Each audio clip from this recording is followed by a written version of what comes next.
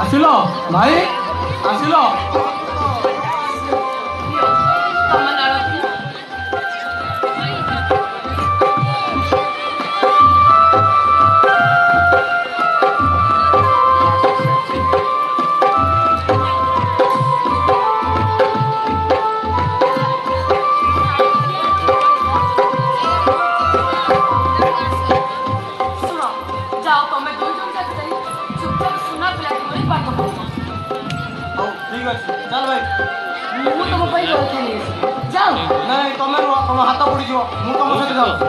ନାଇଁ ନାଇଁ ତୁ ଗଲେ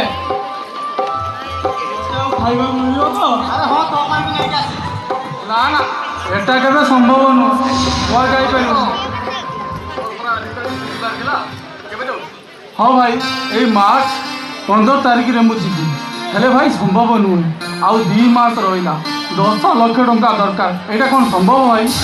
ଅସମ୍ଭବକୁ ସମ୍ଭବ କରିହେବ, ଏମିତି ଦୁନିଆରେ ନାହିଁ କି ଅସମ୍ଭବ। ତମର କିଛି ଚିନ୍ତା କରିବା ଦରକାର ନାହିଁ। କେମିତି ଟଙ୍କା ଯୋଗାଡ଼ କରାଯିବ ସେ ବ୍ୟବସ୍ଥା ମୁଁ କରୁଛି। ତୋର ପାଠ ପଢ଼ିବା ପାଇଁ ତୁ ବ୍ୟବସ୍ଥା କର। ତମେ ଖିଆ ଲଗାଇ ଯାଉନ, ପିଲା କ'ଣ କହୁଥିଲେ ନେଇ ଆସିବ। ହେଲେ ଭାଇ କ'ଣ ହେଲା?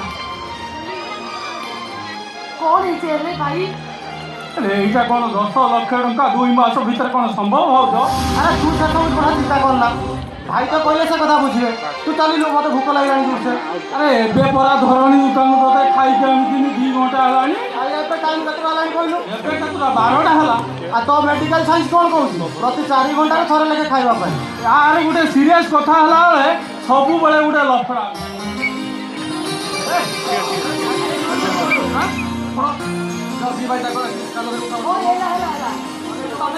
ମୋତେ ମାରିବୁନି, ମୁଁ IPS ଚାକିରି କରିବାକୁ ଯାଉଛି। ଆରେ IPS ତୁ ଏବେ ଯିବୁ ନା ମୁଁ ଦେଖିନି? ଆରେ ରୁହ ତମର ପାଇଁ ମୁଁ ପକୁଡ଼ି ନେଇ ଆସିଛି।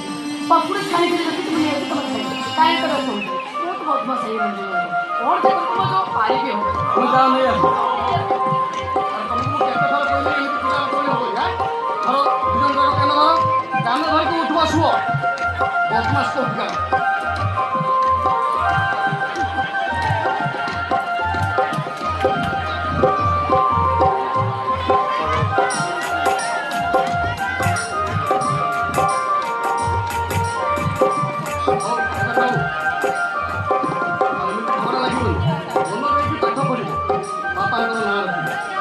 ହଁ ଭାଇ ହଉ ଠିକ୍ ଅଛି। ରାଣୀ କୁଆଡ଼େ ଗଲେ? ଆସନ୍ତୁ, ଭାଉଜ ଟିକେ ଟାଇମ୍ ଲାଗିବ ନା।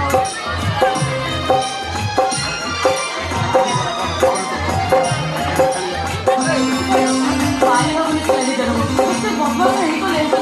ଆରେ ରୁହ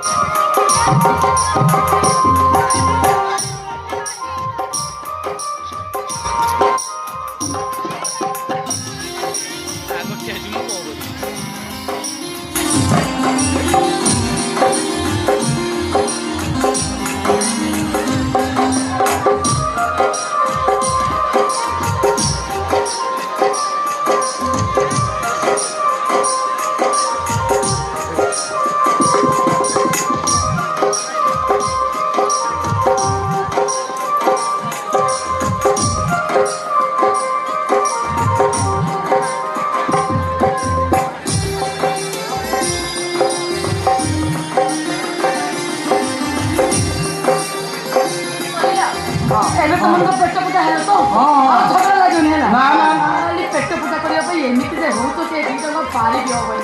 ମୁଁ ହଉନି ଭାଉଜ, ଏଇ ପ୍ରତାପ ଖାଲି ତ ଖାଇବ ହଉଛି। ଆଉ ତମେ ଆଉ ତ କମ୍ କି? ଆଉ କେମିତି ପଇସା ପତ୍ର ଆସିବ, କେମିତି ପାଠ ପଢ଼ିବାକୁ ଯିବ, ଏମିତି ସବୁ ଚିନ୍ତା କରିବା ଦରକାର।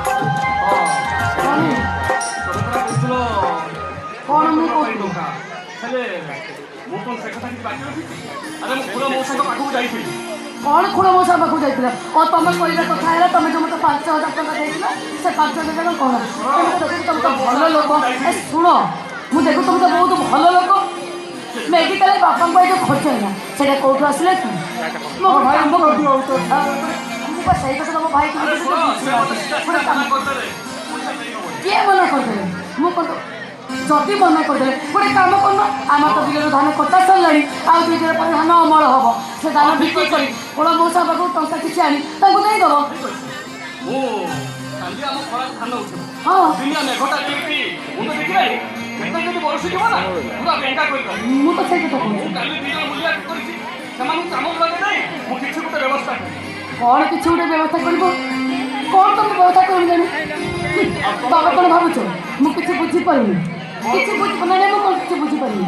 ଏଇ ମୁଁ ତମକୁ ଗୋଟେ କଥା କହିବି, ମୋ କଥା ରଖିବ।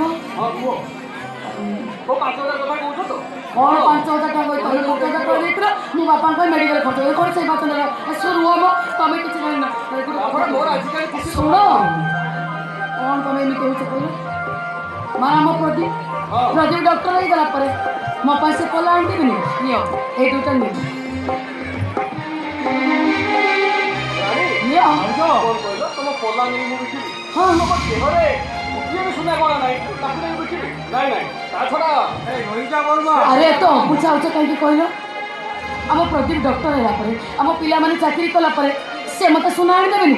ଏତେ ସୁନା ଆଣିଦେବେ ଯେ ପିନ୍ଧିବା ପାଇଁ ପରା ମୋତେ ବିରକ୍ତି ଲାଗିବ।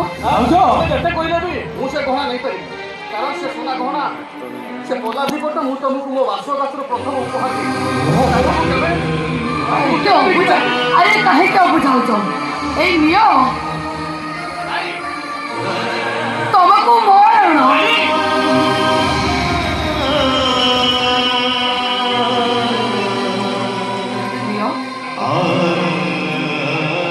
ଆରେ ନିଅ ନା।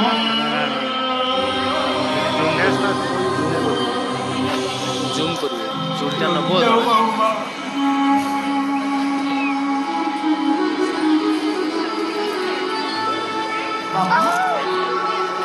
ତମ ଦେହ ତ ଭଲ ନାହିଁ, ତମେ ଉଠି ଆସିଲ କାହିଁକି? ଆରେ ଡାକ୍ତର ପରା ତମକୁ ବାପା କହିଥିଲେ ତେଜରେ ଶୋଇବା ପାଇଁ, କାହିଁକି ଉଠି ଆସିଲ? ବାପା ତମର ବେଡ୍ ରେଷ୍ଟ ନିହାତି ଦରକାର, ତମ ଦେହଟା ଅସୁସ୍ଥ ହେଇଯିବନି। ହଁ ହଁ ବାପା, ଆପଣଙ୍କର ବ୍ରେଡ୍ ରେଷ୍ଟ ଦରକାର। ଆପଣ ଯାଉନାହାନ୍ତି ବାପା, ଶୋଇପଡ଼ିବେ। ହେଇଯାଉ ସେ ଘରେ ଶୋଇ ମୋ ଲକ୍ଷ୍ମୀ ପ୍ରତିମା ବୋହୂକୁ ତମେ ଏମିତି ଲୁଟିବ? ନାଇଁ ବାପା, ଆମେ ତ ଭାଉଜଙ୍କୁ ମନା କରୁଛୁ। ଆରେ କଣ ଅଛି ତା ଦେହର? ଆଉ କିଛି ନାହିଁ। ତମ ପାଠ ପଢା ପାଇଁ ସବୁ ତ ବିକ୍ରି କରିଦେଲା। ଶେଷରେ ବିପଦକୁ ତମେ ଛାଡ଼ିଲନି। ବାପା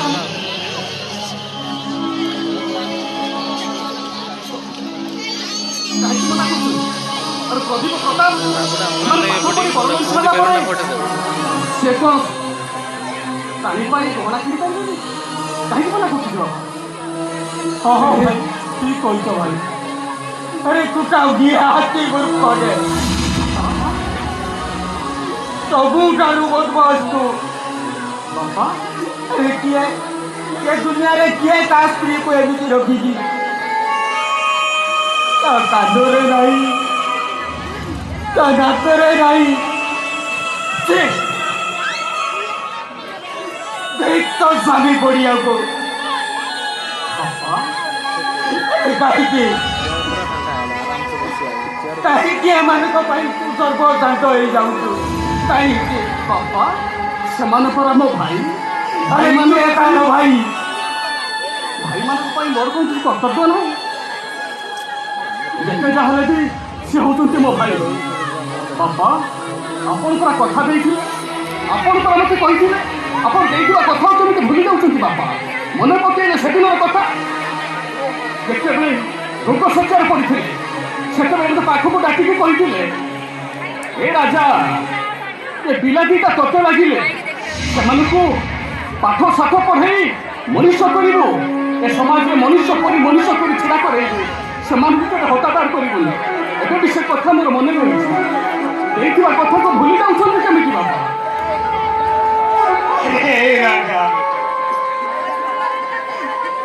ମୋତେ ଦେଇଥିବା କଥାଟା ମୋର ଭୁଲ ହେଇଯାଇଛି ଏ କଥା ଭୁଲ ମୋତେ ଏ ଦରକାର ଯାଇ ଏମାନଙ୍କର ପାଠ ପଢ଼ିବା ଦରକାର ଯାଇ ଭାଇ ବାପା ନାଇଁ ଆପଣ ସେମିତି କୁହନ୍ତୁ ମୋ ଭାଇମାନଙ୍କୁ ନିଶ୍ଚୟ ପାଠଶାଠ ପଢ଼ାଇ ମଣିଷ କରିବି ଏ ସମାଜରେ ମଣିଷ କରି ଛିଡ଼ା କରେଇବି ଜାଣିଛନ୍ତି ବାପା ଭାଇର ଭାଇ ପ୍ରତି କର୍ତ୍ତବ୍ୟ କଣ ଯୋଉ ଭାଇ ତା ଜୀବନ ରଥ ପାଟର ଉପରକୁ ଚାପି ଯାଉଥିବ ସେ ରଥ ଚକକୁ ଯୋଉ ଭାଇ କାନ୍ଧ ଲଗେଇ ଟେକିଦେବ ସେ ହେଉଛି ପ୍ରକୃତର ଭାଇ ବାଟକୁ ଚାଲି ଯାଉଥିବା ଭାଇକୁ ଯୋଉ ଭାଇ ବାଟକୁ ନେଇ ଆସିବ ସେ ହେଉଛି ପ୍ରକୃତରେ ଭାଇ ଯୋଉ ଭାଇ ନିଜେ ସଳିତା ପରି ଜଳି ଜଳି ଅନ୍ୟ ଭାଇମାନଙ୍କୁ ଆଶାର ଆଲୋକ ଦେଖାଇବ ସେ ହେଉଛି ପ୍ରକୃତରେ ଭାଇ ବାପା ଭାଇମାନଙ୍କ ପାଇଁ ଏତିକି କରିପାରିବିନି ସ୍ୱାର୍ଥପର ଦୁନିଆ ଆପଣ ଭୁଲ କହୁଛନ୍ତି ବାପା ଏ ଦୁନିଆରେ ସବୁ ଭାଇ ପଛେ ଏମିତି ହେଇଯିବେ ଭାଇମାନଙ୍କ ପ୍ରତି ବେଇମାନି କରିବେ କିନ୍ତୁ ମୋ ଭାଇ ପ୍ରଦୀପ ପ୍ରତାପ ସେମାନେ କେବେ ମୋ ସହିତ ବେଇମାନି ସେମାନଙ୍କୁ ମୁଁ ଏଇ ହାତରେ ବଢ଼େଇ କୁଢ଼େଇ ମଣିଷ କରିଛି ସେମାନେ ମୋତେ କେବେ ଧୋକା ଦେବେନି ଏ ବିଶ୍ୱାସ ମୋ ସେ ଦୁଇ ଜଣଙ୍କ ଉପରେ ଅଛି ଆପଣ ମୁଁ ପୁରା ଏଇ ହାତରେ ସେମାନଙ୍କୁ ଖୁଆଇ ପାଇ ମଣିଷ କରିଛି ମୋର ବିଶ୍ୱାସ ଅଛି ସେମାନେ ଆମ ବିଶ୍ୱାସରେ କେବେ ବି ବିଶ୍ୱାସଘାତକତା କରିବେନି ମରିବ ତମେ ଦିଟା ନିଶ୍ଚୟ ମରିବ ବାବା ମତେ ଜଳ ଦେଖାଯାଉଛି ତମେ ମରିବ ବାବା ଲାଷ୍ଟରେ ମୁଁ ମଲା ପରେ ତମ ଦିଟାକୁ ଏ ପଚାରିବେ ନାହିଁ ଏ ବଡ଼ ଦାଣ୍ଡର ତମେ ତାଳି ଧରି ବିଷ ଭାଗିବ ବାପା ମାଗିଲେ ବି ମୋର କିଛି ଦୁଃଖ ନାହିଁ ବାପା ଭାଇମାନଙ୍କୁ ଯଦି ମୁଁ ମଣିଷ କରିପାରିଲେ ସେତିକିରେ ମୋର ଗର୍ବ ଆଉ ଗୌରବ ବାପା ବୁଝୁନାହାନ୍ତି କାହିଁକି ବୁଝୁନାହାନ୍ତି ଆରେ ସେ ନିଶ୍ଚୟ ଭଲ ମଣିଷ ହେବେ ପାଠ ସାଠ ପଢ଼ି ମଣିଷ ହେବେ ଆମର ଆଉ ଦୁଃଖ ଦୂର ରହିବନି ତମେ ଆଉ ବିଲକୁ କାମ କରିବାକୁ ଯିବନି ନା ଭାଇ ଆଉ ଏମିତି ଅବସ୍ଥା ରହିବନି ସେ ପୁରା ଗହଳରେ ଛାଡ଼ିଯିବ କାହିଁକି ବାପା ବୁଝୁନାହାନ୍ତି କାହିଁକି ପିଲାଙ୍କ ପରି ହେଉଛନ୍ତି ତାଛଡ଼ା ବାବା ଆପଣ ସେ ଜନ୍ମ ଦେଇଛନ୍ତି ହେଲେ କର୍ମ ତ ଦେଇନାହାନ୍ତି ନା ବିଗତ ଯାହା କପାଳରେ ଲେଖାଯିବ ସେଇ ହିଁ କେବଳ ଘଟିବ ବାପା ଆରେ ତମ କପାଳଟା ମଧ୍ୟ ଗୋଟାଏ ହତଭାଗା ରେ ତୁ ଗୋଟାଏ ହତଭାଗା ବାପା ଏଇମାନଙ୍କ ପାଇଁ ଜଳିଯିବ ପୁରା ଭାଇ ମୋର ଚାକିରି କରିବା ଦରକାର ନାହିଁ କି ସେ ଡାକ୍ତର ଚାକିରି କରିବା ଦରକାର ନାହିଁ ମୁଁ ବିଲକୁ ଯିବି ଚାଷ କରିବି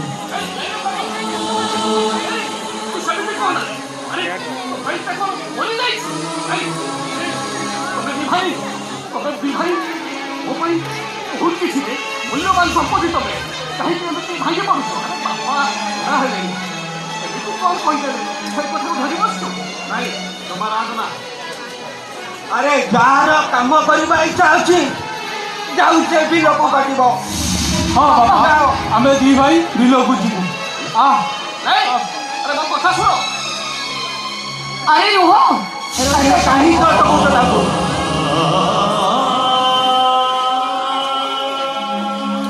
ସେମାନେ ପରା ମୋ ସାଙ୍ଗ ଭାଇ ସେମାନଙ୍କୁ ମୁଁ ଏମିତି ଭାବରେ ଛାଡ଼ିଦେବି ନାଇଁ ବାପା ମୁଁ ଆପଣଙ୍କୁ ହାତ ଯୋଡ଼ି ଅନୁରୋଧ କରୁଛି ବାପା ସେମାନଙ୍କୁ ପାଠ ପଢ଼ିବାକୁ ଦିଅ ସେମାନେ ପାଠ ପଢ଼ି ଏ ସମାଜରେ ମଣିଷ ପରି ମଣିଷ ହୁଅନ୍ତୁ ଆରେ ତୁ କ'ଣ ଭାବିଛୁ ସେ ଡାକ୍ତରୀ ହବ ଇଏ IPS ହବ ଆଉ ହେଲା ପରେ ତତେ ସେ ପଚାରିବେ ବାପା ହଁ ମୋ ଭାଇ ମୋତେ ନିଶ୍ଚୟ ପଚାରିବେ ସେ ବିଶ୍ୱାସ ମୋର ଅଛି ହଁ ଭାଇ ମୁଁ ଡାକ୍ତର ହେଲା ପରେ ତମର ସବୁ ଟ୍ରିଟମେଣ୍ଟ ମୁଁ କରିଦେବି ଏଇଟା ସ୍ୱାର୍ଥକର ଦୁନିଆ ଏଇ କାହାରି ମୁହାତି ତୁ ତଳିତଳାନ୍ତ ହେଇଯିବୁ ରେ ଶେଷରେ ତୁ ବିକ୍ରି ହେଇଯିବୁ ଏ ଦୁନିଆର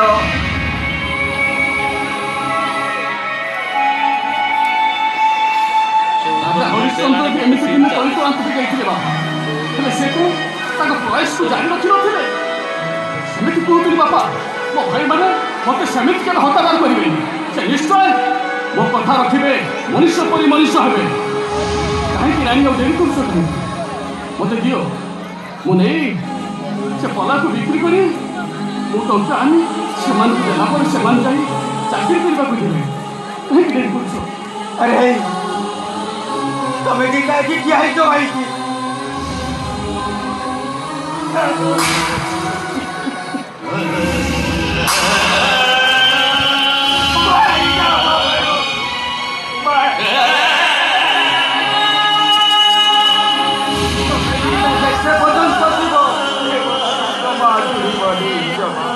हेलो ବାପା पूरा सीधा सीधा पूरा तो आगू को रेकर्डिंग करছি बाबू सिंह बाबा सुधार देखिल ना मोबाइल देबे एक कला खाली मैं करছি आउ केही करना ଏଇଟା କଣ ଜାଣିପାରୁନା ମୁଁ ଫିଲ୍ମ ହେତେ ଆମେ ଦେଖେ କହିଲେ मूर्ख पूरा बे गुटिए मोबाइल ऊपर उठे गाँव से पूरा समस्त मधुर टोटाल पदार्थ अरे कहीं जानिछु ମୁଁ ମଲା ପରେ ତମେ ଦୁଇଟା ଜେଲରେ କାଟିବ ତମେ ପରାଇଲ ଅଜିର ମେଘ ବାପା ତମେ ବର୍ଷିଲେ ବିରିଙ୍ଗା ବାପା